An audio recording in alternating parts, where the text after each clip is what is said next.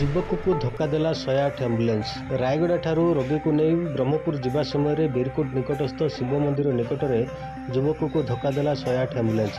बीरकोट ग्राम पंचायत अंतर्गत दीघरिया गाँवर सोनियाल बड़ रईत कौन घरोई कम बीरकोट जिबा समय यह दुर्घटना घटी।